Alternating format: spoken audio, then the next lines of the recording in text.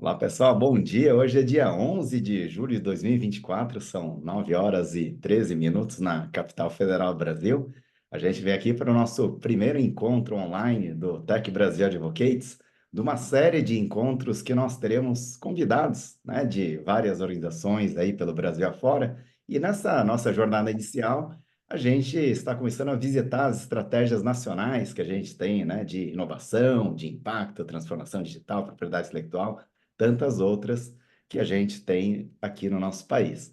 E para o nosso encontro de hoje, nós temos aqui a Sheila Pires, quem é diretora do Departamento de Apoio a Sistemas de Inovação, do MCTI, e o Públio Ribeiro, quem é coordenador geral de ambientes inovadores e startups, também do MCTI. E aqui ao meu lado, né, como não poderia deixar de ser, tem a Sandra Sinico, quem é co-lead do Tech Brasil Advocates, essa iniciativa que está agora nessa nossa fase neonatal, né? Acabou de ser lançada, e a gente vai poder falar um pouquinho mais do Tech Brasil Advocates, mais aí para o final do nosso dia de hoje.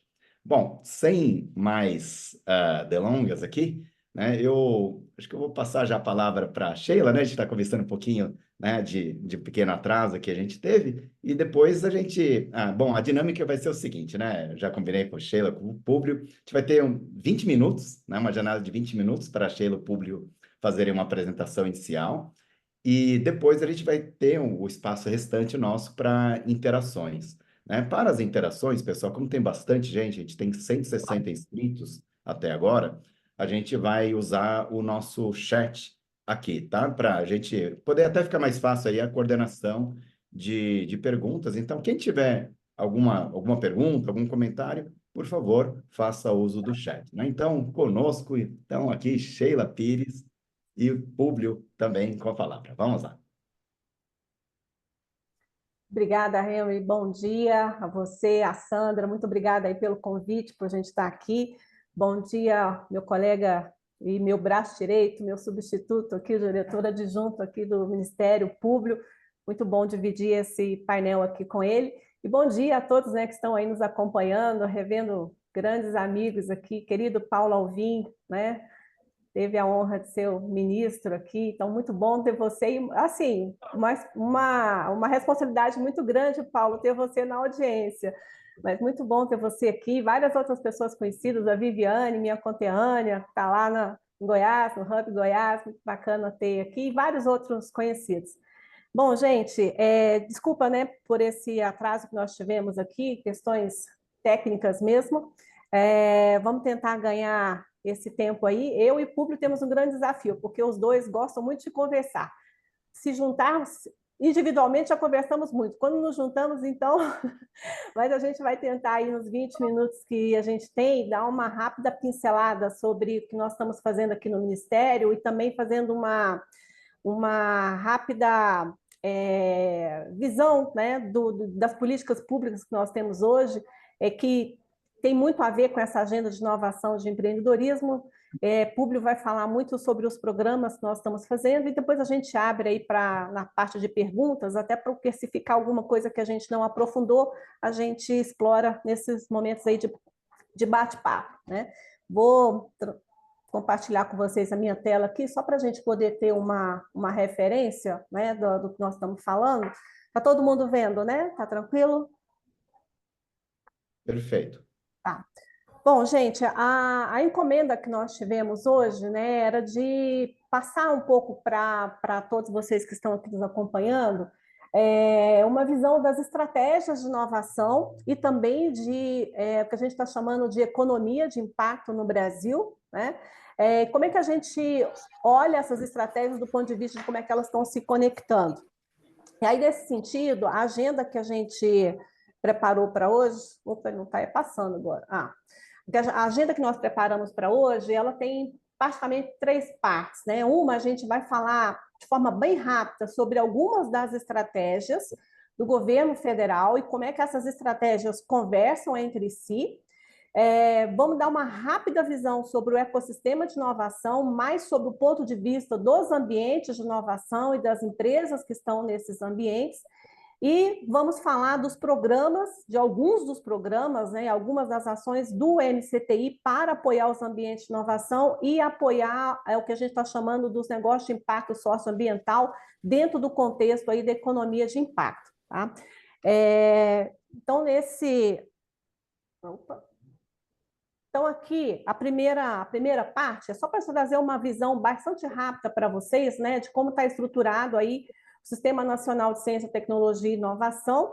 Não vou entrar aqui nos detalhes, mas só para vocês terem uma visão de que quando a gente está falando no Sistema Nacional de CTI, a gente envolve vários tipos de atores, né? Tem o poder político, vamos dizer assim, né? Tanto nas esferas do legislativo quanto do executivo, e por que também não dizer, né, que envolve também o judiciário, porque a gente tem na execução, né, dos marcos federativos, dos marcos legais que suportam esse ecossistema, a gente precisa muito, né, das nossas procuradorias, das nossas consultorias jurídicas, em todas as esferas, né, do poder público, não só em nível federal, mas também estadual, municipal. Então, a gente entende que o judiciário, nesse aspecto, né, mais do ponto de vista das nossas consultorias jurídicas, eles têm um papel importante aqui também. Mas, claro, envolve a sociedade, né, entendendo a sociedade aí, tanto a academia quanto todas as ICTs, né, as empresas no setor empresarial, de modo geral, mas também a classe trabalhadora, né, nos seus vários segmentos.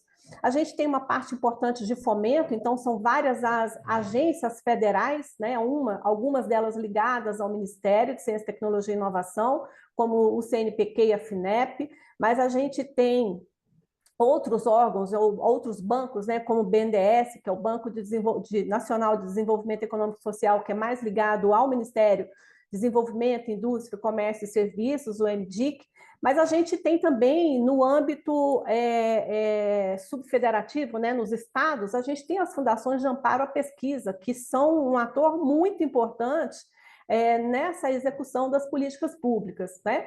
Temos todas as instituições aí que apoiam esse processo, tanto agências regulatórias, como agências que a gente considera que elas são importantes, inclusive, para poder fazer o think tank, né? Ou seja, ser o órgão que pensa as estratégias no Brasil, como é o caso, por exemplo, do CGE, que é uma OS, né, vinculada aqui ao Ministério de Ciência e Tecnologia, e tem quem, de fato, lá na ponta, opera todo esse sistema, né, de CTI. Né? Então, a gente está falando, além das universidades e dos institutos de pesquisa, das ICTs, a gente fala das empresas, né, as startups, as empresas pequenas, médias, e as empresas de grande porte, a gente fala de todo o ecossistema de inovação que envolve por um lado, ambiente de inovação, como parques tecnológicos, incubadoras, aceleradoras, tem os núcleos, né, de transferência de tecnologia das universidades, tem toda a parte importante aí dos arranjos, né, de organizações, que são os INCTs,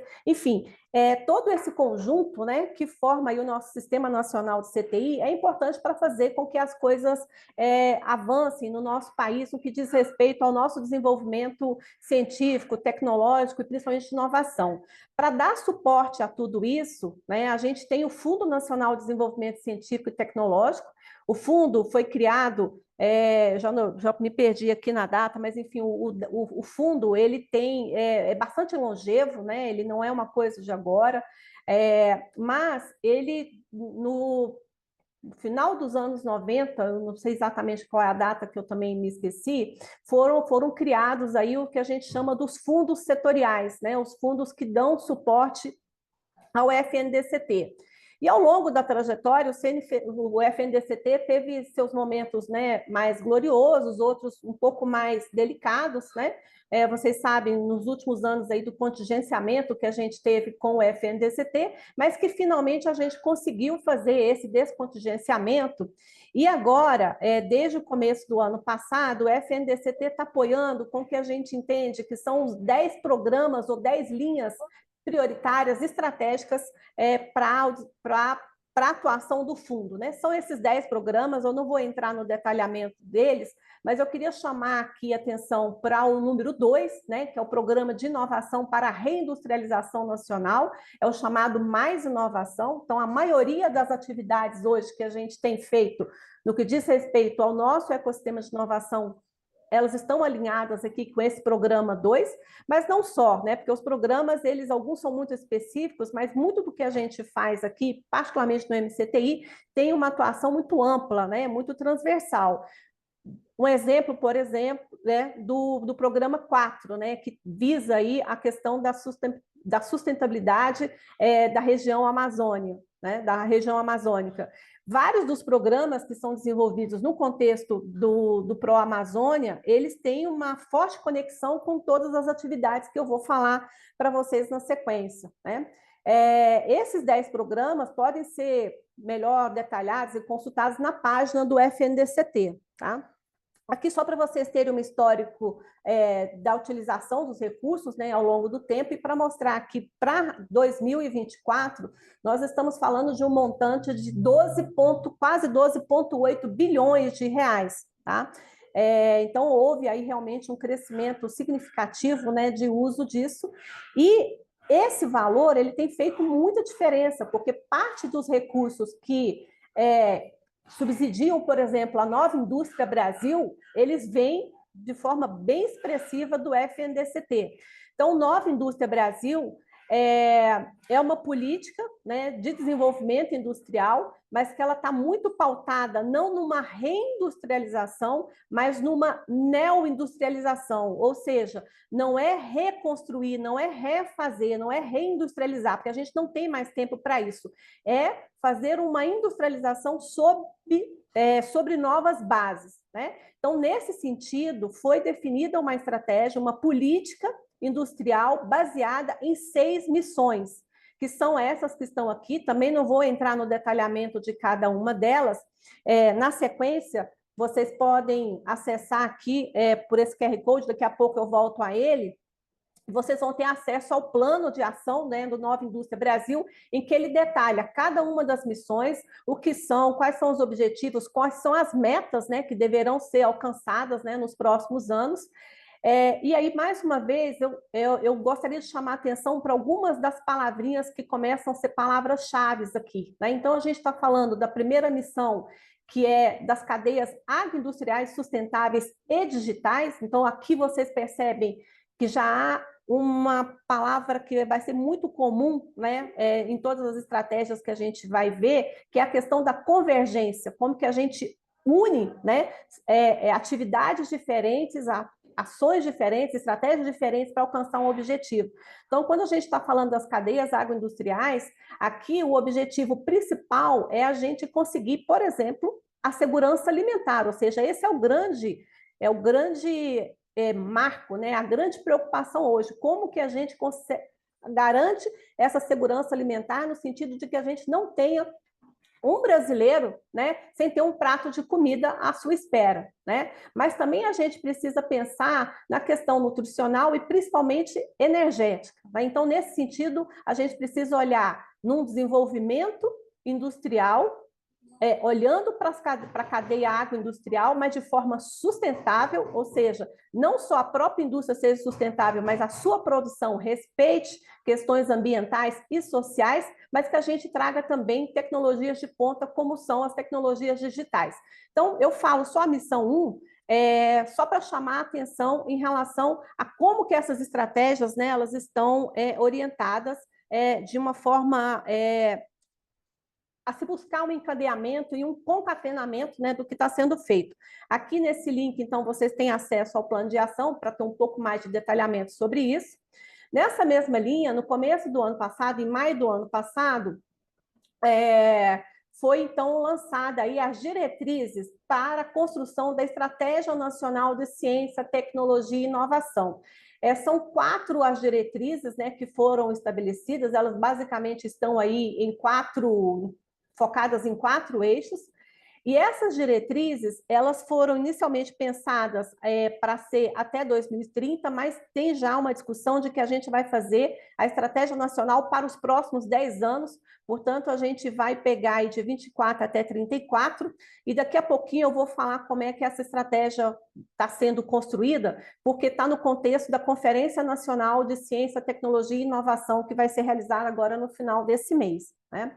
Agora, eu gostaria de chamar a atenção aqui também na estratégia, é que ela tem algumas palavrinhas aqui, né, que são bastante importantes. Então, quando a gente olha aqui nos eixos, né, então, olhem que a gente está falando da recuperação, expansão e consolidação do Sistema Nacional de Ciência, Tecnologia e Inovação, aquele que eu falei lá no primeiro slide. A gente está falando aqui da questão da reindustrialização em novas bases, né, e apoio à inovação nas empresas. Como é que a gente olha para a ciência, tecnologia e inovação para a promoção, né, de projetos estratégicos nacionais e como que a ciência, a tecnologia e inovação podem promover, podem fortalecer, podem contribuir para o desenvolvimento social. E aí a questão do desenvolvimento, a questão do social, a questão da sustentabilidade, elas são muito presentes em todas as estratégias, né, que estão sendo preparadas.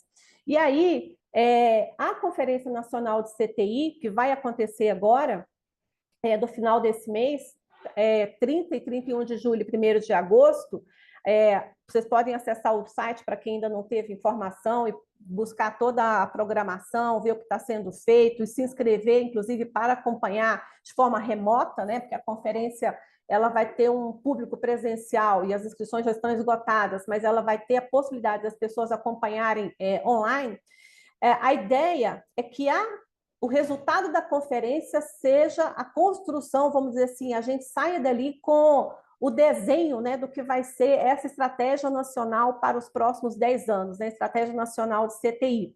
E para a construção da conferência, houve uma escuta e uma participação muito grande de toda a sociedade brasileira, né, em todas as esferas. Os municípios, os estados, as regiões, conferências livres, só conferências livres, gente, foram 220 que foram realizadas, né? Mais as conferências temáticas e mais as conferências que aconteceram em estados, municípios e nas regiões. Já está disponível no site da conferência um e-book que resume, né, de forma bem interessante, porque traz reflexões importantes, o que aconteceu nessas conferências. São 2 e-books, um traz um resumo do que foram as discussões nas conferências livres, e o outro traz um resumo, apontando também alguns caminhos do que foram as discussões nas conferências municipais, estaduais e regionais, e também nas reuniões temáticas que aconteceram. Então, a gente espera participação da sociedade, mais uma vez, de forma bastante intensa nessa conferência, que a última tinha acontecido em 2010. Então, a gente está há 14 anos, né, sem a conferência, por isso uma expectativa muito grande em relação ao que a gente vai acompanhar. A gente tem também aí o plano de transição ecológica, isso aqui é uma ação que está sendo liderada pelo Ministério da Fazenda. Mais uma vez, esse plano de transição ecológica, ele visa aí a busca da competitividade, do desenvolvimento sustentável, da preocupação com questões ambientais, né, bastante fortes, e ele está calcado em 3 eixos, né? O das finanças sustentáveis, o adensamento tecnológico, bioeconomia, a própria transição energética, né? A economia circular, que daqui a pouco eu falo um pouquinho sobre ela, e o eixo da infraestrutura e serviços públicos, que também gerou uma outra estratégia. Nesse mesmo sentido, há uma ação interministerial sendo construída aí por 6 ministérios, né? Mais a participação da Embrapi, que visa trazer para o âmbito das universidades públicas federais e os institutos federais uma discussão sobre como é que nós vamos tratar a agenda de empreendedorismo, inovação e sustentabilidade. Então, notem que esses temas eles estão muito presentes, né? A questão do empreendedorismo, da inovação, da sustentabilidade. Essa aqui é a caçulinha, né? A Estratégia Nacional de Governo Digital, que lá no plano da transformação ecológica, um dos eixos lá está falando exatamente dessa questão. A Estratégia Nacional de Governo Digital foi lançada há poucos dias. Ela tem 10 objetivos, né, principais, e esses objetivos, em síntese, eles buscam que a gente tenha um país, né, principalmente do ponto de vista do serviço público, em todas as esferas, municipal, estadual e federal, mais inclusivo, eficaz, que ele seja proativo e, ao mesmo tempo, inteligente, mas que tenha também transparência, seja aberto e tenha uma participação bastante intensa da sociedade. E aqui é muito importante mostrar que o Brasil tem se destacado muito nessa questão da transformação digital, né?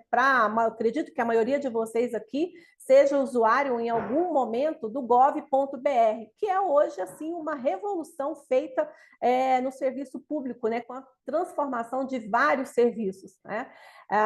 Então, e essa estratégia aqui, ela vai dar condição não só para que os órgãos do governo federal possam se aprimorar e aperfeiçoar cada vez mais, mas que a gente possa trazer para esse mesmo contexto as 27 unidades da federação e os 5.000 e tantos municípios que nós temos no Brasil.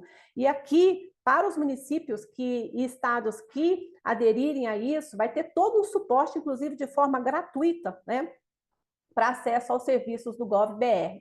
Então, nesse mesmo contexto, uma outra estratégia que a gente tem é a Estratégia Nacional de Economia de Impacto, né? Essa é uma estratégia que tem a mobilização de 25 órgãos de governo e 25 da sociedade civil, e que ela tem como objetivo principal a articulação desses órgãos, né, no sentido que a gente possa promover um ambiente seja favorável ao desenvolvimento, né, à consolidação de investimentos orientados para apoio, para suporte a negócios de impacto. O que são esses negócios de impacto, para quem ainda não tem essa familiaridade, né?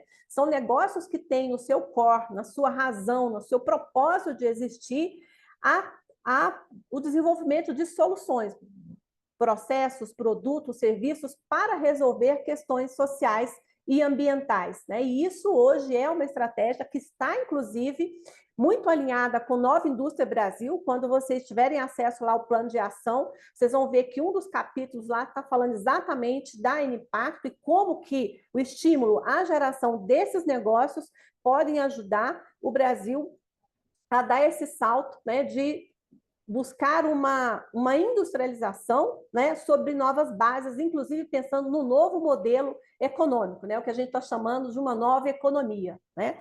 E no sentido da Impacto, um dos eixos que a gente tem é do aumento do número de negócios de impacto, e a gente tem algumas metas daqui até 2032 que estão listadas nesse plano decenal.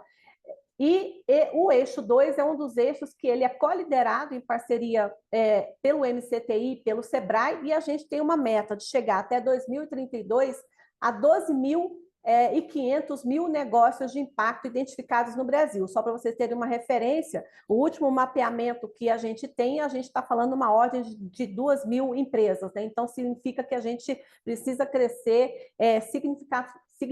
significativamente esse número, né? E aí, gente, já para passar para o público, eu queria trazer para vocês aqui alguns números bastante rápidos sobre o nosso ambiente de inovação no Brasil. Isso é um movimento que começou ainda lá na década de 80, né, em 1984, está completando 40 anos esse ano.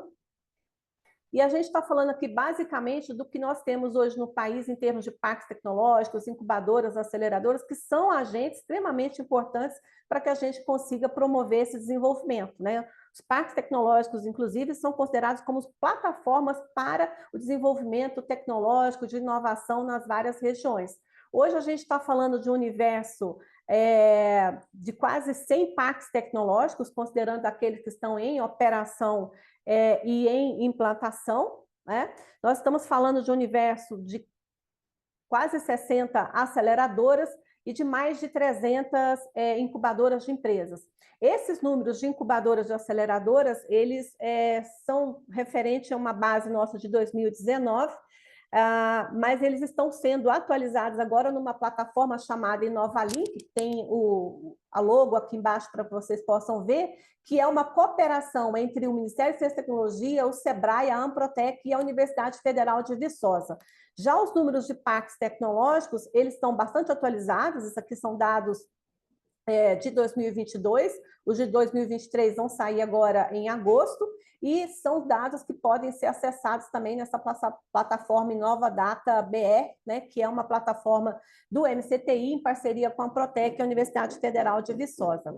Aqui são alguns dos números, né, de empresas que estão nesse contexto. A gente está falando aí entre as empresas incubadas, as empresas aceleradas e aquelas que são residência em parques tecnológicos, de quase 15 mil empresas, né? Então, é um universo bastante significativo, porque a gente está falando de empresas inovadoras, empresas que têm no seu core a geração de produtos e serviços a partir de uma base de conhecimento, né? Então, esses aqui são os números que a gente traz.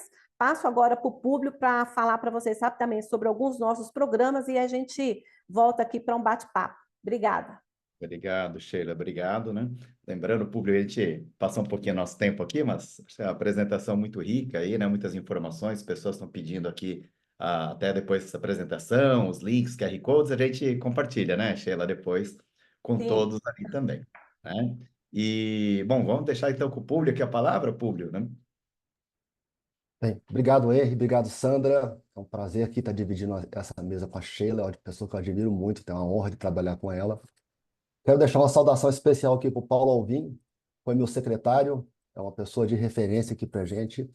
É um prazer estar contigo aqui, Paulo. Inclusive, muitos dos programas que a gente vai falar aqui tiveram a participação do Paulo, quando foi nosso secretário aqui, quando foi ministro. Eu costumo falar que nós temos 4 grandes desafios em termos de política de inovação no Brasil. O primeiro dele é ampliar os dispêndios privados em pesquisa e desenvolvimento, né? A gente tem que ampliar a participação das empresas no esforço nacional de investimento em P&D, para a gente se aproximar um pouco do que é feito nos países que estão nessa fronteira, né, da inovação tecnológica no mundo. Temos um segundo desafio, que é ampliar a quantidade de pesquisadores fazendo P&D nas empresas.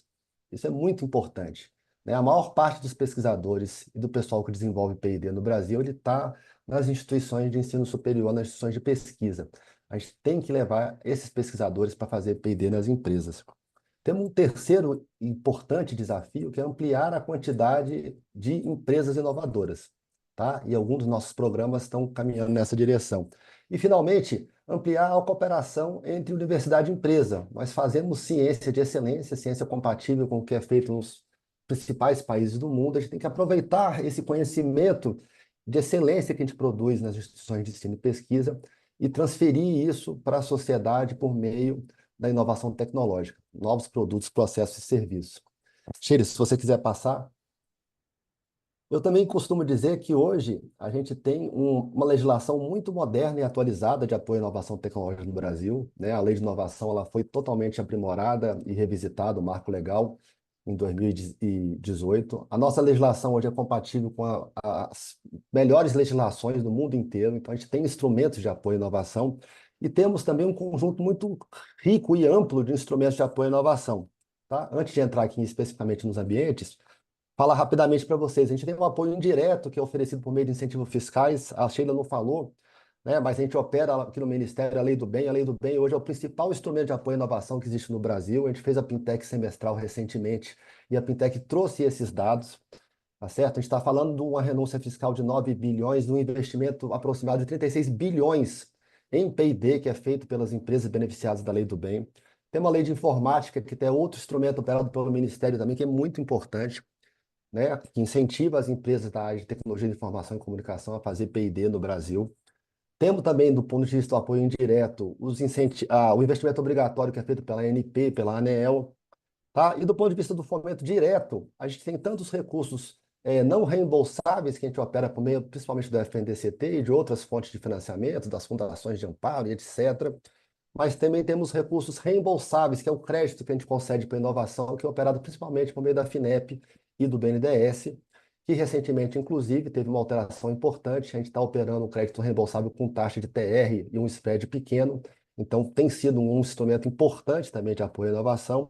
E tem outras formas de apoio, bolsas de fomento, capital de risco, investimento direto, enfim. A gente tem hoje no Brasil um portfólio muito grande e muito completo de instrumentos de apoio à inovação.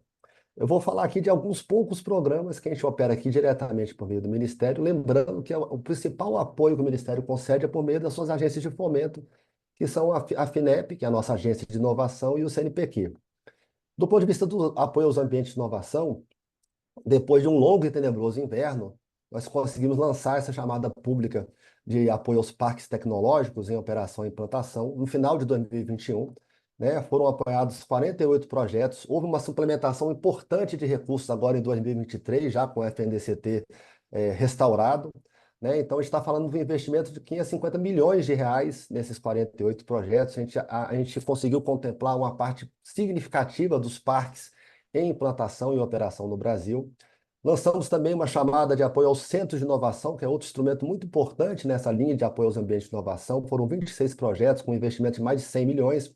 E lançamos também uma chamada de apoio aos laboratórios abertos de prototipagem. Foram 33 projetos que foram contemplados. Por favor, Sheila. Ficou faltando o apoio aos mecanismos de geração de empreendimentos inovadores. E aí a gente está falando de incubadoras, aceleradoras, hubs de inovação. Tem muitos anos que o Ministério e as agências de fomento federais não lançam instrumentos de apoio a esses mecanismos. Eles são fundamentais para o desenvolvimento, para o surgimento de novas empresas de base tecnológica, novas startups.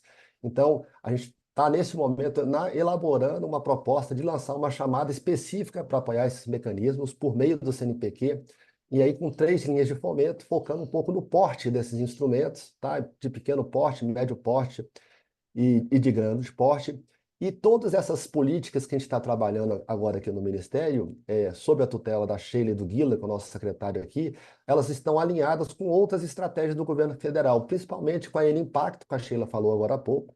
Né? Então, nós queremos fomentar não apenas novos negócios inovadores, mas negócios inovadores que atendam a problemas sociais e ambientais relevantes. O Brasil é um país extremamente desigual, tem problemas ambientais seríssimos. A gente passou recentemente por essa tragédia no Rio Grande do Sul, que mostra que a inovação ela tem que estar orientada também para resolver os desafios, as questões que estão colocadas pela sociedade. Tá? A gente está pensando numa chamada aí em torno de 150 milhões. Estamos prestes a aprovar aí os recursos para viabilizar essa chamada. Estamos trabalhando junto com o CNPq, com outros parceiros, com o FAP, para a gente elaborar essa chamada. Por favor, Sheila. A Sheila falou aqui do InovaLink, até, viu, Henry? Você falou dos mapeamentos dos ecossistemas, tá? Então, o InovaData e o InovaLink, a gente já fica à disposição já. A gente está fazendo agora justamente o levantamento das incubadoras, aceleradoras, das empresas vinculadas a esses ambientes. Então, é muito importante que tenha uma mobilização para preencher esses dados, porque sem informação a gente não consegue fazer política de ciência e tecnologia, não consegue avaliar os resultados, tá? Vamos, Sheila. O RAI, eu costumo dizer que ele é um dos principais programas de apoio à inovação que a gente tem no Brasil. Né? É um dos programas que ele vem da década de 80. Nos anos 2000, ele virou RAI pesquisador na empresa e ele endereça aquele segundo desafio que eu falei, que é ampliar a quantidade de pesquisadores fazendo pesquisa, desenvolvimento e inovação nas empresas. A gente está formando hoje cerca de 80 mil mestres e doutores por ano. Né? A gente tem uma base significativa de pesquisadores, embora a gente tenha que formar muito mais, mas a gente tem que inserir esses pesquisadores nas empresas. E o RAI, ele vai justamente nessa direção, porque ele concede bolsas de fomento tecnológico para empresas que façam projetos de pesquisa, desenvolvimento e inovação. Nós lançamos agora recentemente essa chamada pública, são 61 milhões com recursos principalmente do CNPq, mas também aqui da nossa secretaria, da CETEC, tá? E a gente está concedendo apoio em 2 linhas de fomento na mesma direção que eu falei anteriormente, ou seja, voltado para negócios de impacto socioambiental. Então, tem uma linha específica para incentivar projetos de PDI de empresas que tenham, né, como missão resolver problemas sociais e ambientais relevantes.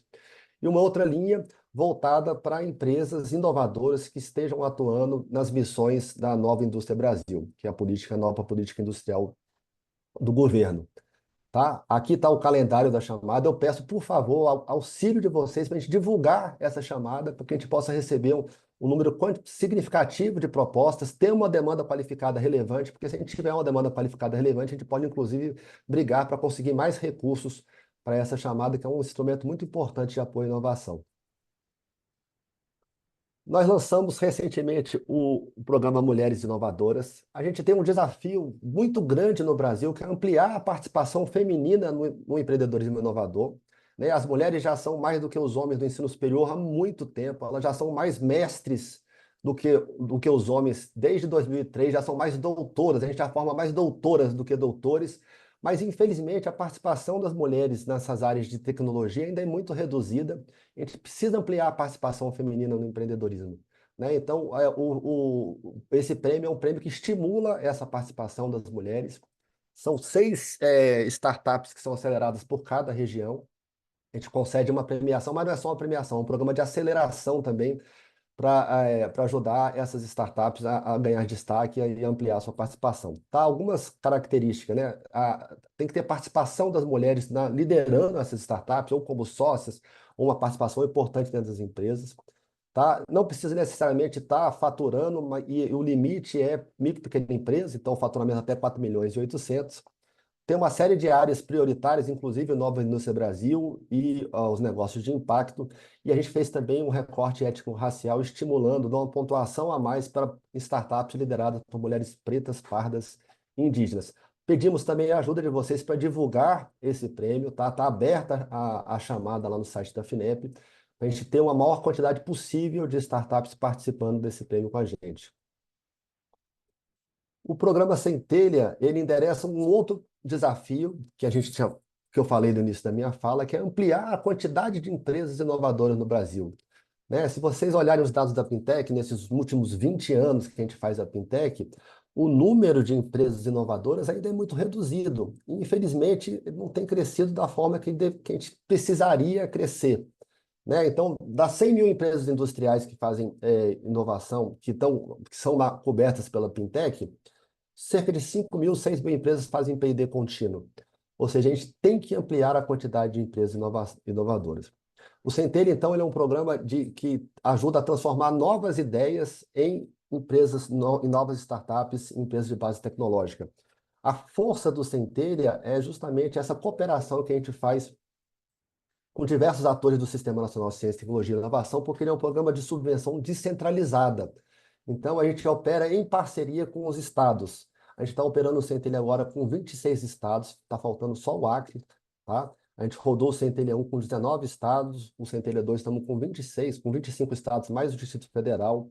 A gente já conseguiu captar mais de 26 mil ideias inovadoras, mais de 72 mil empreendedores, já apoiamos mais de 1.500 empresas.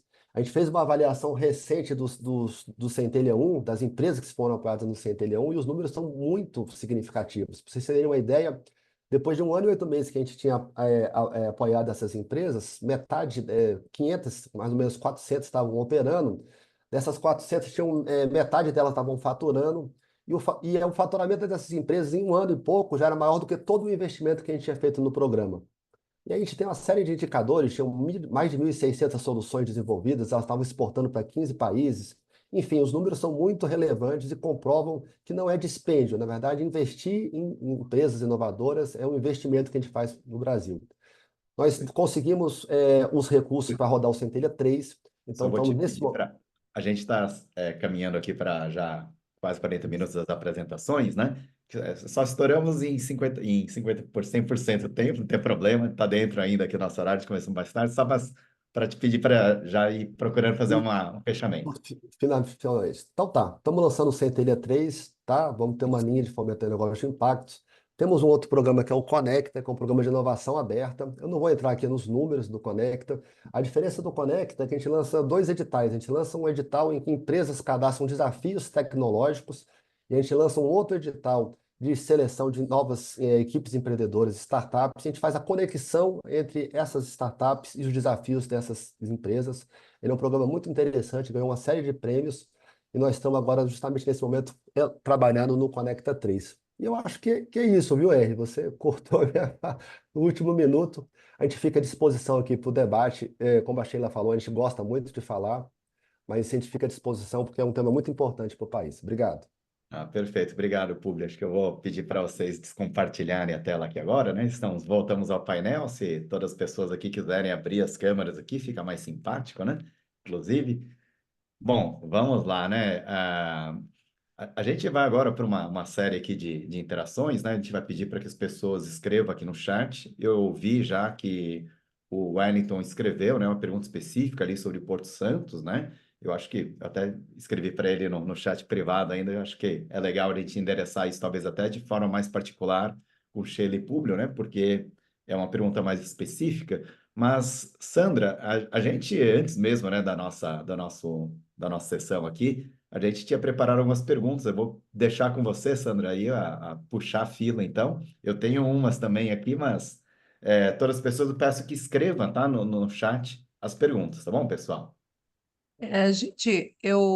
Muito boa apresentação, eu acho que ela dá uma visão muito abrangente de tudo que vocês estão fazendo, que é muito interessante. O Brasil é um país continental e aí realmente o desafio é muito grande. Mas uma das coisas que eu senti muita falta é internacionalizar essas empresas, ou seja, conectar as empresas brasileiras com ecossistemas internacionais. Recentemente, pesquisas feitas e trazidas pelo Startup Genome e outras empresas de pesquisa no Silicon Valley e na Europa mostraram que quando as startups se conectam, ou os ecossistemas se conectam com pelo menos sete países extremamente avançados, elas acabam por crescer mais de 30% do que as outras que não se conectam. Então, nesse todo que vocês mostraram, eu senti muita falta da internacionalização e da conexão com ecossistemas tipo Silicon Valley, Londres, Berlim, Beijing, etc. Eu queria saber como que vocês estão vendo essa parte e quais são os planos para dar esse leapfrog, esse pulo, para que a gente não fique tão defasado em termos de tecnologia. Sandra, a gente concorda com você que a internacionalização é uma fase importante, né, no desenvolvimento, mas não no desenvolvimento, mas talvez na alavancagem das empresas. Talvez não tenha ficado explícito, mas nos programas que a gente opera, particularmente o Centelha e o próprio Conecta, eles têm uma fase da internacionalização. No Conecta, ela é um pouco mais presente, né, nesse processo de aceleração, a questão da internacionalização ela é bastante abordada, e no Centelha também, né, tanto que o público até comentou aí que entre os resultados que a gente teve foi perceber empresas, né, trabalhando aí no âmbito aí de 15 países, né, inclusive. Agora, essa é uma agenda que ela precisa ainda ser mais explorada no âmbito do próprio MCTI, em cooperações com outras agências que já estão fazendo isso, né? Então, a Apex Brasil tem uma iniciativa que envolve Sebrae, a Amprotec, o próprio MRE, por meio da sua divisão de Ciência e Tecnologia, que antes o programa bom, não lembro o nome do programa anterior, era o Startups Brasil e agora é o Outreach Brasil, né, em que é exatamente um programa, não é para estimular a exportação, mas é para promover a internacionalização das empresas. Nas ações que a gente faz, particularmente no apoio aos ambientes de inovação, algumas agendas que a gente tem que envolve tanto o G20 quanto o BRICS, e também a gente está trabalhando melhor isso agora no âmbito do Mercosul, são programas que a gente chama de incubação cruzada. E esses programas de incubação cruzada são exatamente com esse intuito de colocar as nossas empresas em contato com ecossistemas de inovação bastante desenvolvidos em outros países. Então, a gente tem experiências, por exemplo, com Berlim, com o ambiente lá que é o Parque Tecnológico Adlershof Berlim, com quem a gente tem um pouco mais de proximidade, né, só para trazer alguns exemplos.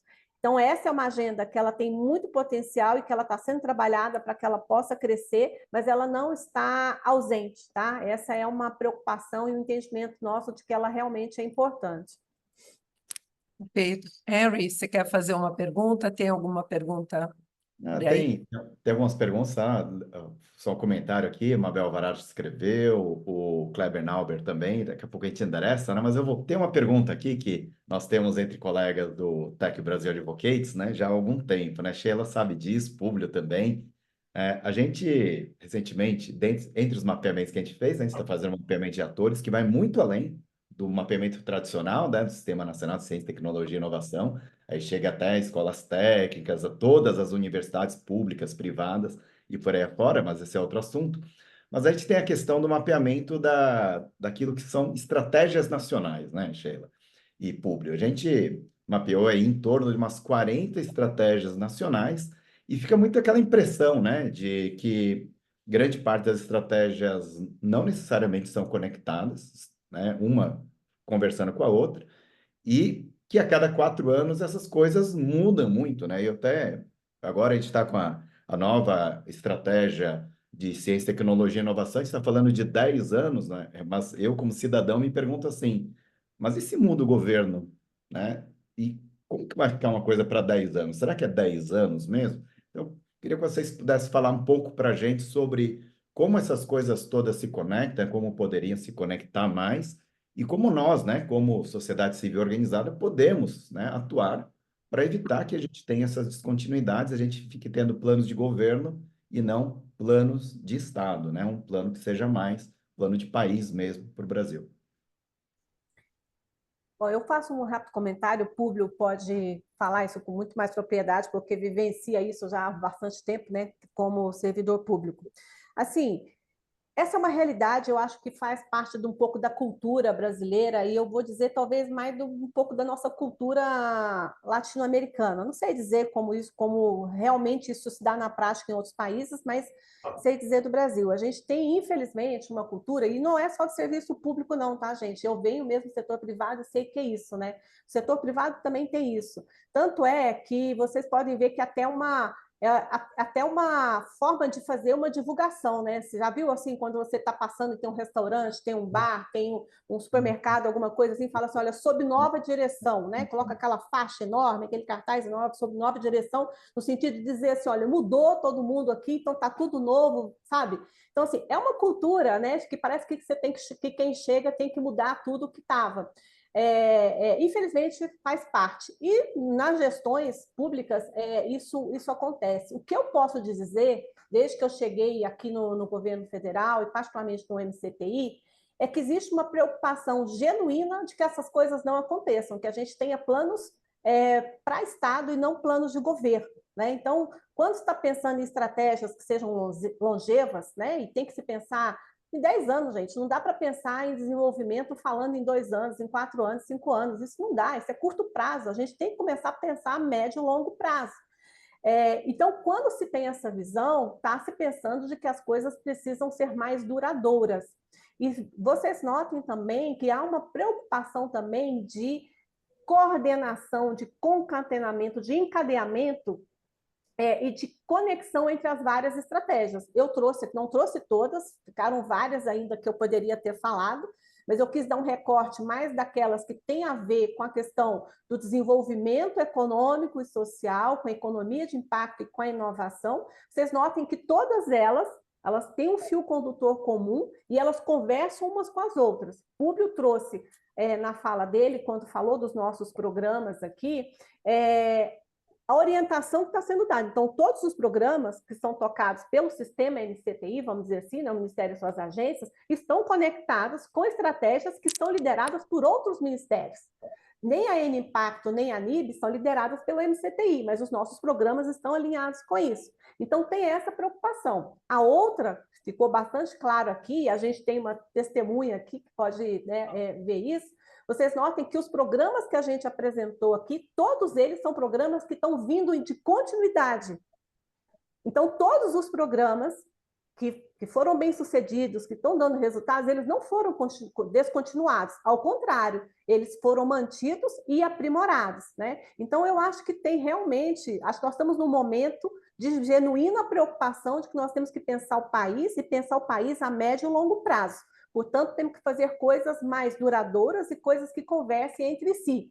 E eu realmente, como cidadã, né, e como servidora que estou aqui no Ministério, eu estou muito feliz com isso e espero que essa seja, de fato, a tônica, né, daqui para frente. Perfeito. Vamos lá, Públio, você quer complementar? Não, perfeito, Henry. Eu vou falar agora como servidor público, eu sou servidor do Ministério, né? Há quase 20 anos, também sou pesquisador, e eu concordo com o diagnóstico que você está fazendo, né? Mas eu acho que a gente tem que olhar a política com diversas lentes, né? Vamos dizer assim, política, por exemplo, de formação de mestres e doutores, né? Uma política de Estado, né? E a gente vem ampliando, né, essa formação de mestres e doutores no Brasil. E se você comparar a curva da formação de mestres e doutores com a curva da produção científica, você tem uma correlação muito forte. Então, a gente avançou na produção científica porque a gente tem uma política de Estado de formação de recursos humanos altamente qualificados. Isso vem se mantendo ao longo dos anos. Teve uma queda recente por causa da pandemia, mas a gente tem uma política de Estado. Se você olha o marco legal também, a lei de inovação, acho que ela foi um divisor de águas, né? Então, ela está fazendo agora 20 anos a lei de inovação, você criou os instrumentos, então você tem condições realmente de ter uma política de Estado de inovação, porque você tem um marco legal que estabelece as bases e diretrizes para isso, né? O FNDCT teve toda essas descontinuidades, mas a criação dos fundos setoriais, a recomposição do FNDCT, ele cria um instrumento de política de Estado de longo prazo e tomara que se mantenha isso, né? Embora tivemos vários altos e baixos nesse processo. Mas eu acho que a gente tem que, como país, pensar realmente na constituição de um sistema nacional de ciência, tecnologia e inovação, como a gente fez com o SUS, como a gente fez com a educação. Então, por que a gente não, por exemplo, veio para a pandemia e o Brasil conseguiu enfrentar a pandemia? O SUS é uma concertação de esforços do governo federal, dos governos estaduais, dos municípios. Você tem um sistema que você envolve diversos atores e você garante a continuidade. A gente avançou na educação também, quando a gente criou o Fundef primeiro e depois o Fundep. Você federalizou os esforços, você faz uma pactuação de esforços entre os entes federados. Eu defendo a tese que tínhamos que fazer algo parecido em ciência e tecnologia. A gente tinha que articular os esforços do governo federal com os esforços dos governos estaduais. Como a Sandra falou e você falou, o Brasil é extremamente desigual, um país continental. Se a gente não fizer essa pactuação de esforços, a gente não vai conseguir avançar numa política de Estado. E digo mais, a gente tem que envolver a sociedade civil e os empresários. Então, com os ecossistemas de inovação, quando você envolve o tecido empresarial, quando você envolve a sociedade civil, mesmo que haja mudança de governo, você consegue ter a continuidade de que esses ambientes de inovação, esses ecossistemas de inovação vão continuar sendo financiados pelo Estado, né? Porque passa governo, vem governo. Se você tem um envolvimento forte do setor empresarial, um envolvimento forte da sociedade civil, você garante essa continuidade da política pública. Agora, realmente, com relação a essas estratégias, é o que a Sheila falou. Eu fico feliz, por exemplo, de a gente estar atuando alinhado com as estratégias da Nova Indústria Brasil e com outras estratégias, como, por exemplo, com a N-Impacto. A gente tem esse esforço, a Sheila, por exemplo, tem esse DNA de a gente trabalhar junto, e a gente tem que trabalhar junto com o Sistema S, por exemplo, com o SEBRAE, temos que articular com o Ministério da Educação, a gente tem muitos esforços. Eu acho que tem uma dispersão, uma heteronomia muito grande, mas o desejo de trabalhar junto, ele está presente. Perfeito. Eu queria colocar, talvez, linkando com o que o Públio falou, Sheila, seria bom você contar como a N-Impacto e as estratégias para o fomento de empresas de impacto ou instituições de impacto, ele sobreviveu a, a mudanças de governo, porque foi muito interessante, né? Se não fosse a sociedade civil estar organizada de outro lado, a N-Impacto talvez não existisse mais. Então, talvez seria legal você contar essa jornada da N-Impacto e do gás, de todas essas instituições que estão ligadas, meio sociedade civil, meio governo, para que, independentemente do político que estiver no comando, a coisa prevaleça. É um exemplo que talvez daria para ilustrar um pouco o que o público está falando. Sandra, vou falar rapidinho, sim. A gente está com um desafio aqui, que nós temos outra reunião, o pessoal nos esperando, mas eu vou falar bastante rápido sobre esse ponto que você trouxe. Na verdade, a N-Impacto foi descontinuada, infelizmente, né? Ela teve dois momentos. Ela, logo no começo, ali, 2019, no primeiro ano do governo anterior, todas as iniciativas do governo federal que tinham a participação da sociedade civil, elas foram suspensas, e a N-Impacto foi uma delas. Então, houve toda uma mobilização do lado da sociedade civil e, claro, de alguns aguerridos, né, no serviço público, com nome e CPF, que trabalharam para que a gente retomasse isso aí, então retomou, mas nunca foi como tinha sido no período anterior, e até no momento em que finalmente ela foi extinta, teve um decreto acabando com a Impacto. Mas, assim, acabou com ela do ponto de vista do governo federal, né? Quer dizer, ela não existia mais como estratégia. Então, ela não era mais formalizada no âmbito federal. Mas todos os atores que estavam ali envolvidos continuaram trabalhando, continuaram se articulando, né? Vamos dizer assim, informalmente, né? E um trabalho importante foi tanto o envolvimento da sociedade civil, de todas as entidades que trabalham com isso, como também de alguns dos governos estaduais. São 10 hoje estados que têm a sua estratégia estadual, né, de economia de impacto.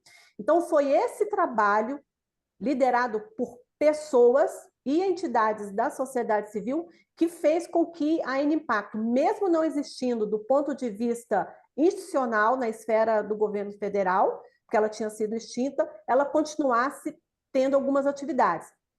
Logo no início do atual governo, então começou-se, né, uma grande articulação para a retomada da Impacto, isso foi feito, e em agosto do ano passado, então, foi recriada, foi lançado, foi assinado o decreto que reinstituía, né, a Impacto, e com uma grande vantagem, que foi a ampliação do número de entidades que participavam. Antes eram 26 órgãos, 26 entidades, sendo metade do governo federal e metade da sociedade civil e do setor privado, e agora a gente praticamente dobrou, nós estamos falando de 50, né? Metade, metade. Então, foi essa articulação, esse engajamento, vamos dizer assim, esse não deixar a coisa esmorecer da sociedade civil, todas as entidades mobilizadas, de alguns servidores públicos federais muito envolvidos, e aí vamos tirar o chapéu e reconhecer o trabalho do nosso colega Lucas Maciel, né, do MDIC, que puxa, que lidera de forma brilhante essa agenda, né, mas também de alguns governos estaduais. Né? Então, acho que é por aí, né? E nesse sentido, de criar, de fato, uma estratégia que pense um período mais longo, né? Não, É perfeito, inter- Sheila. Obrigado. Então, bom, tem uma pergunta que aqui Mabel Alvarado colocou aqui no chat, eu já vou endereçar, mas só até o próprio papel, né, do Tech Brasil Advocates, e uma coisa que a gente não faz no Brasil, que é essa advocacy, né, como sociedade civil organizada, é uma coisa que faz parte aí desse trabalho que a gente está começando aqui agora pelo Tech Brasil Advocates, que já vem sendo feito por tantas outras pessoas. Mas aqui, Sheila, eu sei que você, público, tem que pular para uma outra reunião, mas tem uma pergunta, né, da Mabel Alvarado sobre a questão, né, de apoio a novos ambientes de inovação, né? Tem alguns programas que já apoiam ambientes que já existem, né, já há algum tempo, mas tem toda a questão de novos ambientes de inovação, e eu até complementaria a pergunta da Mabel também, com a questão até de muitas comunidades de startups que a gente sabe que são muito ativas, têm um papel muito importante, algumas não formalizadas, inclusive, né? E que a pergunta que tem, né? Se tem algum plano, alguma ideia sobre o financiamento, o apoio, inclusive financeiro, a essas organizações.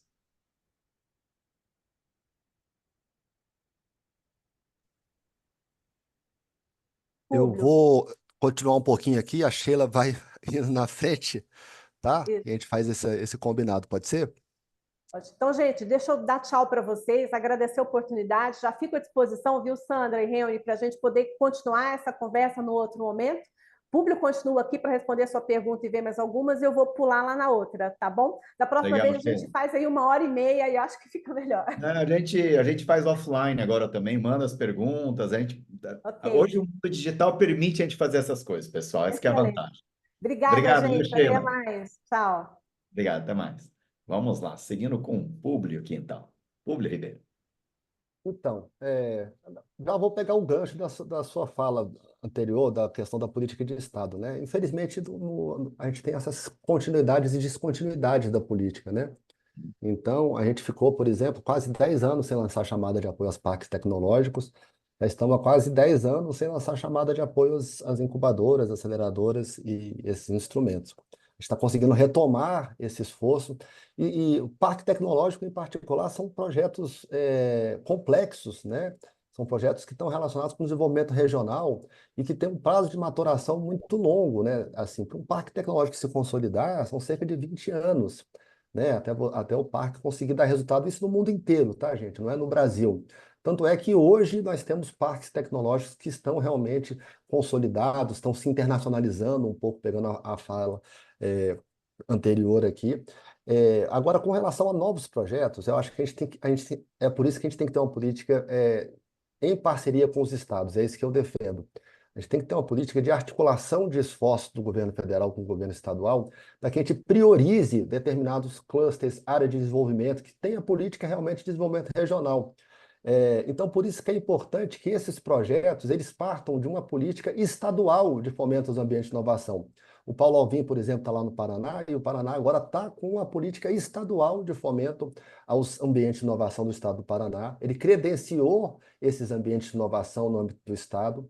Então, as incubadoras, as aceleradoras, os parques tecnológicos, porque no que não pode acontecer é o governo estadual estar apoiando novos projetos em municípios e estados que não estejam articulados com as políticas estaduais de desenvolvimento, né? Então, se a gente pensar em desenvolvimento regional, a gente tem que pensar nessa concertação de esforços. Por isso que a gente, assim, para esse fomento inicial, assim, o planejamento do parque tecnológico, o planejamento do ambiente de inovação, a gente entende que é uma iniciativa que tem que partir da sociedade e do Estado.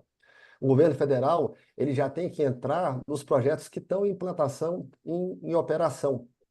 Tá? Nós temos mais de 100 projetos de parque tecnológico no Brasil. E fica a pergunta, nós temos condições realmente de ter 100 parques tecnológicos?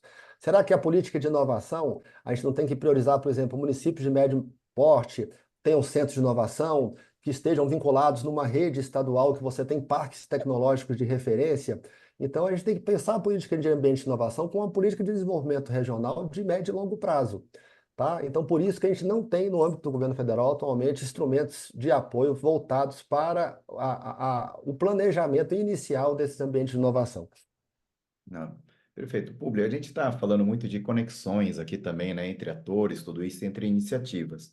Uma coisa que chamou a atenção, né, quando você estava fazendo a apresentação, aquela hora que eu quase que te interrompi, aliás, te interrompi, né, mas o último slide que você mostrou o Conecta ali, né, que é um trabalho bem interessante. E quando eu olhei o Conecta, eu tenho certeza que outros colegas que atuam como mentores da Inovativa, por exemplo, bateram o olho ali e falaram, nossa, né?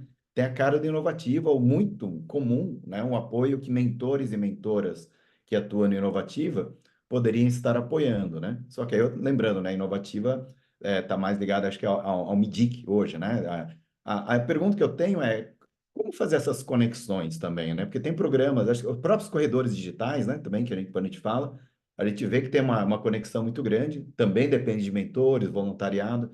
Como é que você vê isso, assim, né? Da gente poder conectar mais essas iniciativas de diferentes ministérios, muitas vezes. Acho que isso é fundamental, né, Henry? A gente tinha um Comitê Nacional dos Programas de Apoio às Startups, né? Ele foi descontinuado, a gente quer retomar esse comitê para fazer essa articulação, né? E para que você tenha um encadeamento entre os programas e não uma sobreposição entre eles, né? O Inovativa, por exemplo, a gente conta com o apoio da Fundação CERT, que é a mesma fundação que dá apoio para o Centelha, né? E a gente tem batalhado aqui justamente para fazer essa articulação, né? Então, por exemplo, Centelha Inovativa, o Tecnova, todos esses programas de apoio à startup, a gente tem que pensar de um jeito, inclusive fazer um fast track, sabe? Assim, ó, a empresa que passou pelo Centelha, ela tem uma janela de entrada específica, a gente tá nessa articulação com a MDIC agora para poder fazer esse encadeamento, né? A empresa passou por um programa, ela vai para outro programa, porque também não adianta só criar a empresa e ela não se desenvolver, né? Então, a gente tem que ter um encadeamento entre os programas e as políticas de inovação. Se você me perguntar se é fácil fazer isso, eu digo que não é fácil, mas a gente tem esse esforço de fazer essa articulação, né? Sobretudo FINEP, BNDES, né? O MCT e o MDIC. Nós temos que se aproximar muito do MEC, né? O Ramiro aqui, a gente estava no encontro esses dias das instituições federais e da Rede Federal de Educação Profissional e Tecnológica. A gente tem que fazer uma aproximação entre a política de ciência, tecnologia e inovação e a política de educação, principalmente com a CESU, né? Com a Secretaria de Educação Superior e com a CETEC lá do MEC, com os institutos federais. Então, a gente tem que fazer essa articulação. A gente está retomando agora o comitê, tá, de apoio às startups, justamente para trabalhar nesse encadeamento aí das iniciativas. A gente, no Centelha, por exemplo, a gente criou um Banco Nacional de Avaliadores, né, porque o Centelha tem esse caráter de operar em parceria com os estados, né? Então, a gente está fazendo agora essa possibilidade de integração do Centelha com a Inovativa e com esses outros programas. Perfeito. Públio, eu vou aproveitar e estar falando aqui, eu estou falando em nome de várias pessoas, principalmente as comunidades startups, tudo isso, né?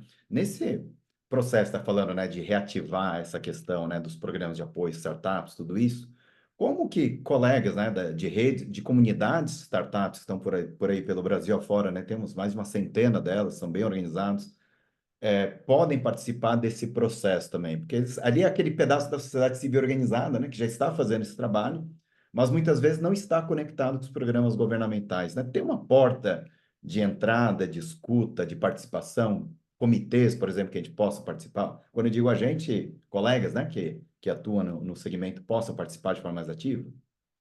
É justamente isso, né? Então a gente tem um desafio agora, Henrique, que é a regulamentação do marco legal das startups, né? O marco legal, que é a lei complementar de 2021, ele foi construído junto com as entidades das startups, com a participação ativa, inclusive, dos escritórios de advocacia das startups. A gente quer retomar o comitê agora para trabalhar justamente no decreto de regulamentação do marco legal, porque a gente entende que tem algumas questões que precisam de uma regulamentação específica para a gente poder avançar.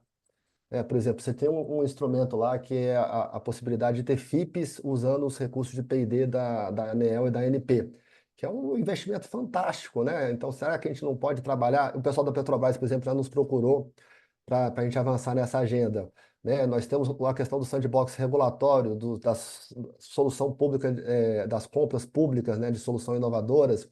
Então, a gente tem que regulamentar o marco legal. Então, a ideia é restabelecer o comitê e o comitê ter essa interação com essas entidades representativas da sociedade civil para a gente ouvir e construir isso junto com as entidades e com a comunidade de startups, porque a experiência mostra que se a gente não fizer isso no âmbito do governo, você cria uma lei que não tem eficácia depois na prática, né? Então a gente vai abrir esse canal de diálogo, estamos lá junto com a MDIC, lá com a diretoria, lá com a Secretaria de Inovação do MDIC, para restabelecer esse comitê, e o comitê vai ter esse papel de articulação com as entidades representativas das startups e outras entidades do sistema.